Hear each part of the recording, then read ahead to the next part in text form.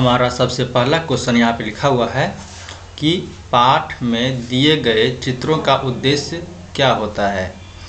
जैसे कोई बालक है और बालक जो किताब रहता है, बुक रहता है, उसमें देखिएगा आप लोग का वहाँ पे फ़ोटो दिया हुआ रहता है, तो उसका उद्देश्य क्या होता है।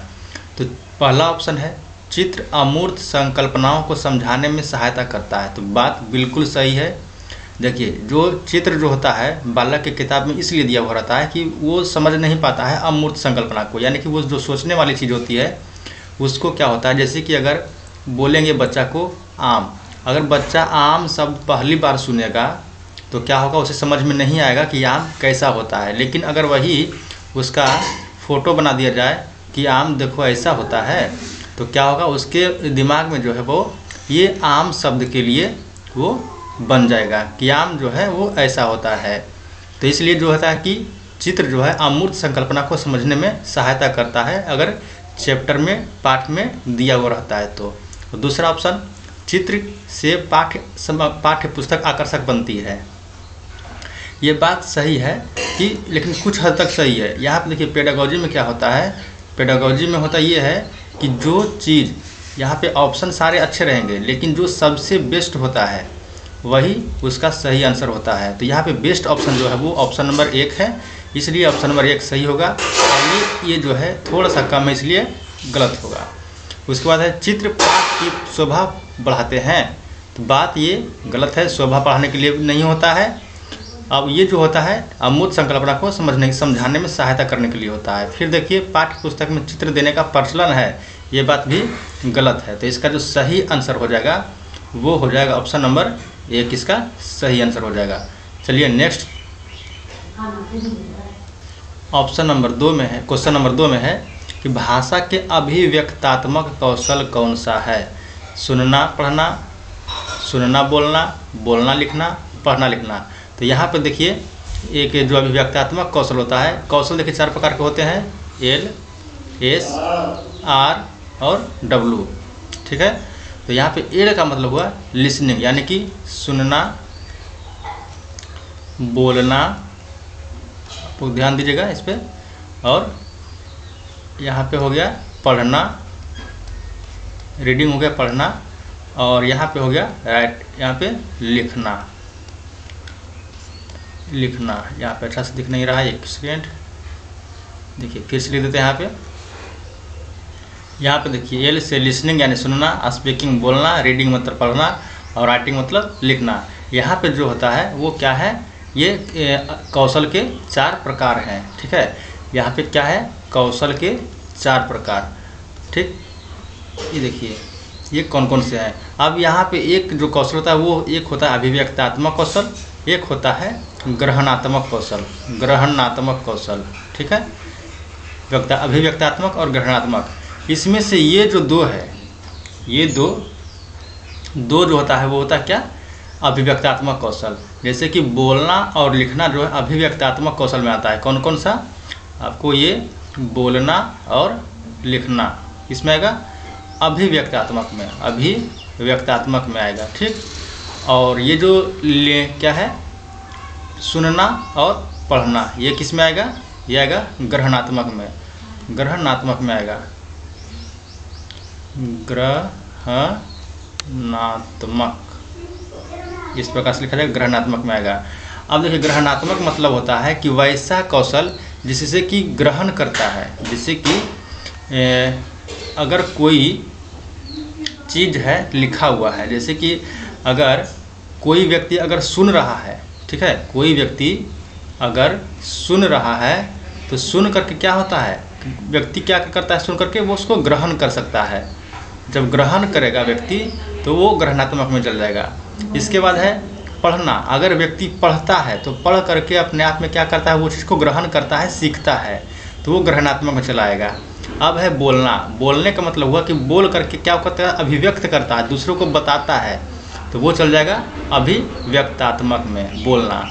और लिखना, लिख करके भी किसी को क्या करता है, अभिव्यक्त करता है, तो क्या चल जाएगा, अभिव्यक्तात्मक में। जैसे कि आपको एक उदाहरण बताते हैं, यहाँ जैसे कि अगर कोई अपने जो लड़का है वो किसी लड़की को लव लेटर लिखता है, क्या लिखता है, लव लेटर लिखा, क्या किया, लव लेटर लिखा। अब लव लेटर जो लिखा तो क्या किया, वो लिख करके अपना दिल का बात वो क्या किया, अभिव्यक्त किया लव लेटर लिख करके। और जो लड़की थी वो क्या की, उसको पढ़ी, उस लेटर को पढ़ी। तो पढ़ने के बाद क्या की, उसकी बात को वो ग्रहण की। तो समझ में आ गया होगा कि जो पढ़ने वाला चीज़ होता है, जो पढ़ करके क्या होता है, ग्रहण करता है और लिख करके बताता है। तो यहाँ पे आपको ग्रहणात्मक और व्यक्तात्मक समझ में आ गया होगा। चलिए इसका आंसर ऑप्शन नंबर 3 हो जाएगा। नेक्स्ट क्वेश्चन देखते हैं। नेक्स्ट क्वेश्चन,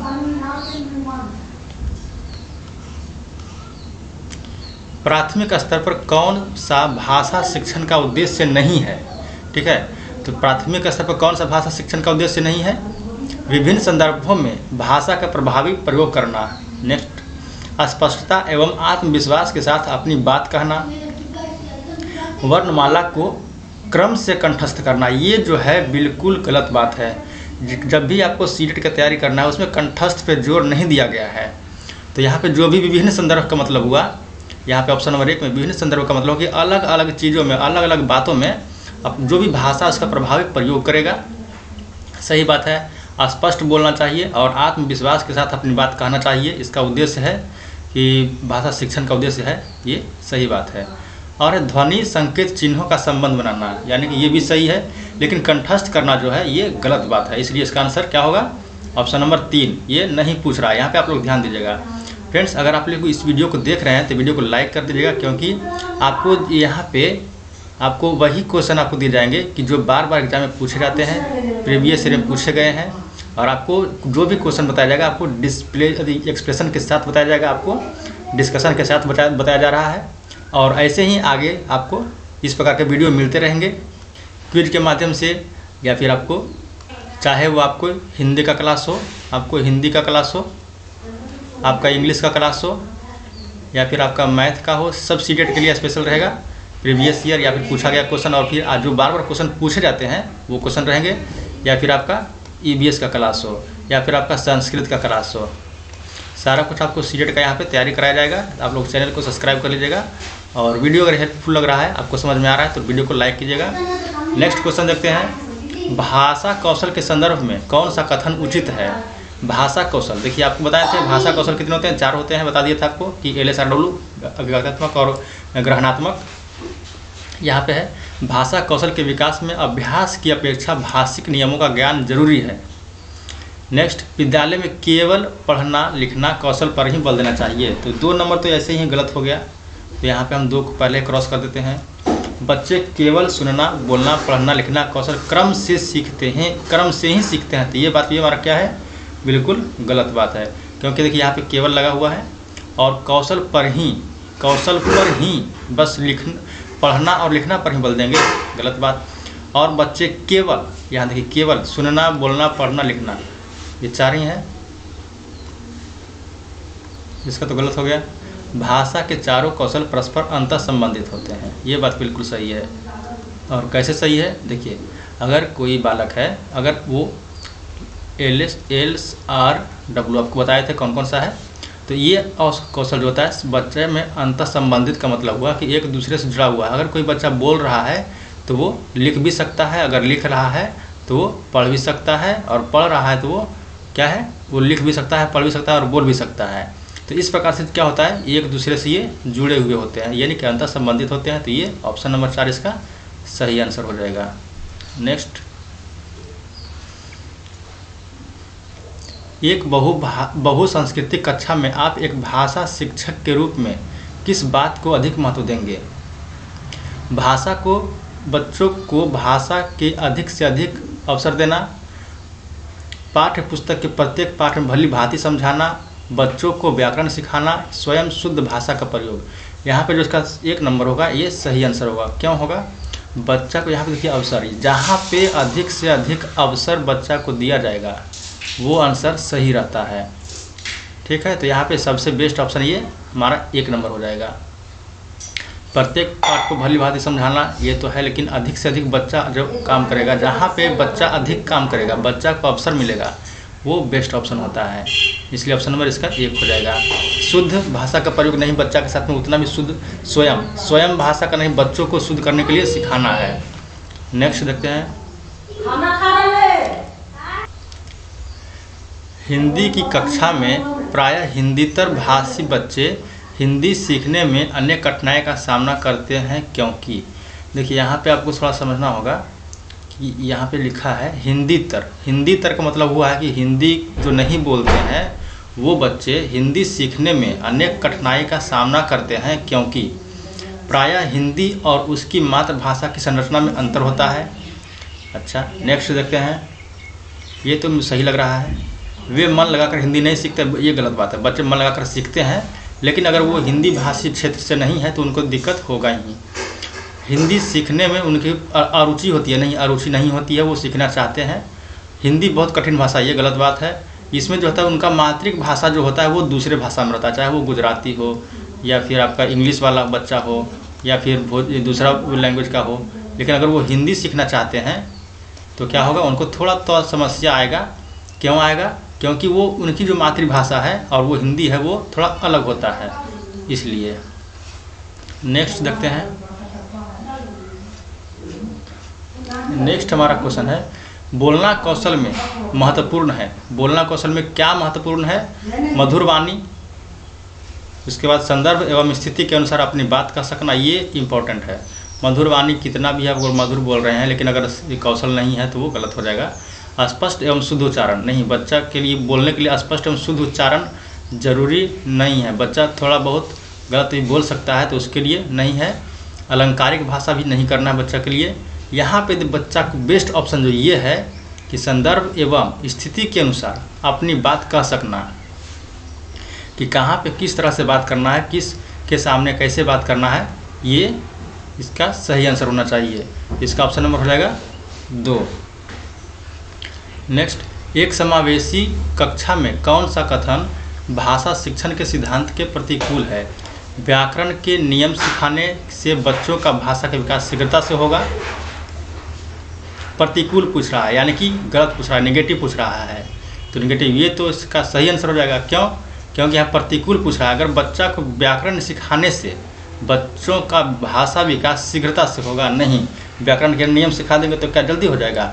नहीं होगा। इसलिए इसका आंसर गलत हो जाएगा। अब गलत पूछ रहा है तो यही होगा इसका आंसर। अगला, बच्चे परिवेश से भाषा प्राप्त को ग्रहण करते हुए भाषा प्रयोग के नियम बना सकते हैं। तो ये बात बिल्कुल सही है। अगर परिवेश जैसा मिलेगा तो उस प्रकार से वो कर सकते हैं। भाषा परिवेश में रहकर अर्जित की जा सकती है, सही बात है। परिवेश में रहेगा बच्चा तो वो भाषा सीख ही लेगा। प्रिंट समृद्ध माहौल भाषा सीखने में सहायक होता है, सही बात है।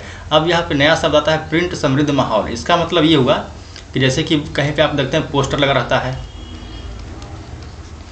पोस्टर पे फोटो रहता है, या फिर आपका जो प्रिंट आउट के माध्यम से या फिर दीवार पे देखिएगा क्या रहता है, वो लिखा हुआ रहता है दीवार पे कुछ जो कि जैसे मोर है तो मोर का स्पेलिंग लिख करके पीकॉक, और वहाँ पे फ़ोटो बना रहता है।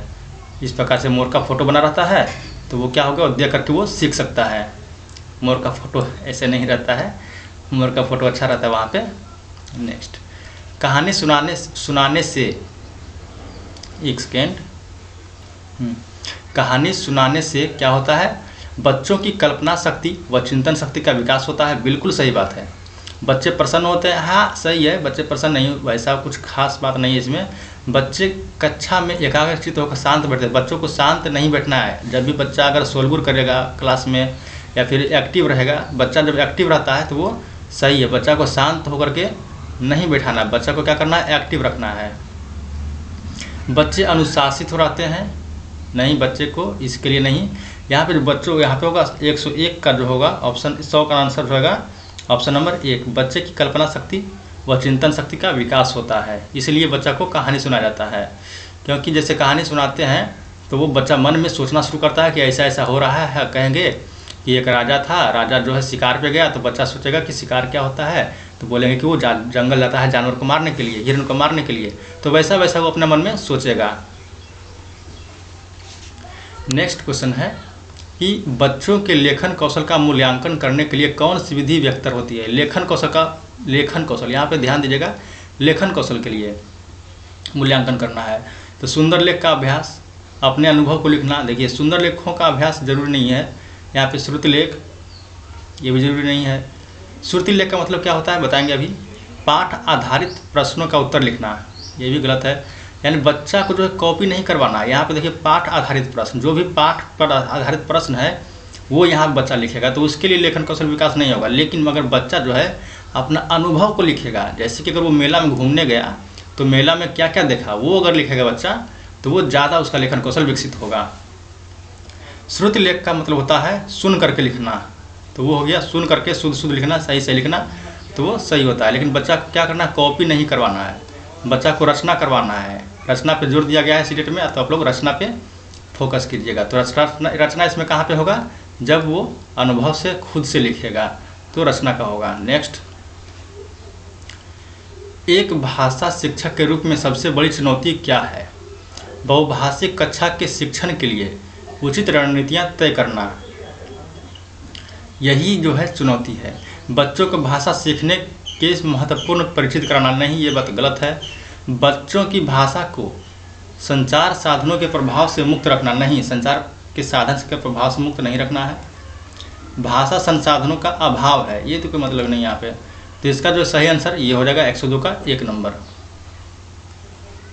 भाषा शिक्षण में पाठ्य पुस्तक क्या है, अनावश्यक है, नहीं, अनावश्यक नहीं है। पाठ्य पुस्तक भी इम्पोर्टेंट चीज़ है, तो ये गलत हो जाएगा। नेक्स्ट, एकमात्र संसाधन है, नहीं, पाठ्य पुस्तक एक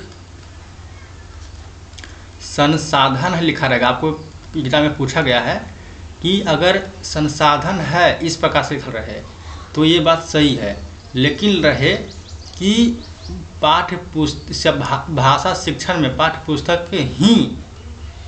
पुस्तक ही एक संसाधन है, तो ये बात गलत हो जाएगा, क्योंकि इसके अलावे भी अन्य संसाधन है। तो यहाँ पे देखिए वही बात हो रहा है कि भाषा शिक्षण में पाठ्य पुस्तक एकमात्र साधन है, नहीं, इसके अलावा भी अन्य है। साध्य है, नहीं, साध्य नहीं है, एक साधन है। अब यहाँ पे बात ऑप्शन इसका हुआ 4। अब यहाँ पे आता है एक साध्य और साधन, साध्य और साधन आता है।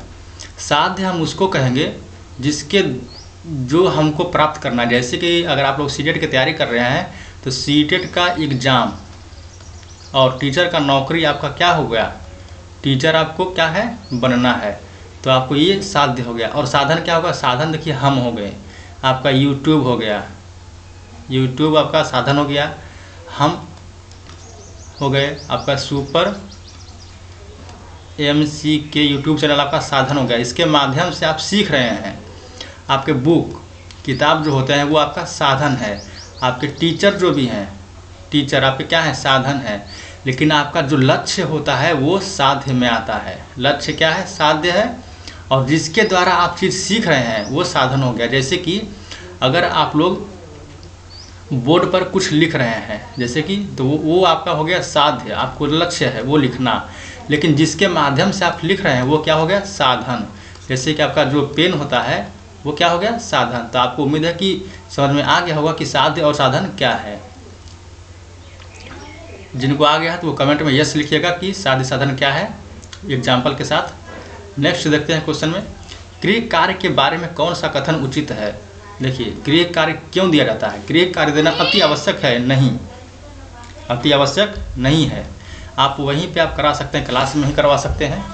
गृह कार्य अभिभावकों को व्यस्त रखने का उत्तम साधन, नहीं, अभिभावक को गृह कार्य देने से कोई मतलब नहीं है। यहाँ पे बच्चों की क्षमता स्तर के अनुसार गृह कार्य दिया जाना चाहिए, सही बात है। जितना बच्चा की क्षमता रहेगा उसी अनुसार से आपको क्या करना है, आपको उसका गृह कार्य देना है, ना अधिक ना कम।